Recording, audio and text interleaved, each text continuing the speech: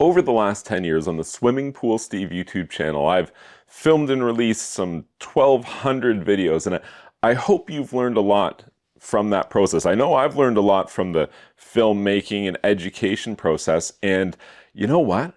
I like it, and I think I'm pretty good at this, and as a result, I'm actually starting more YouTube channels, and I would like you, if you follow me through Swimming Pool Steve and you enjoy the education that I provide, maybe you would like to go and subscribe to Technically Steve.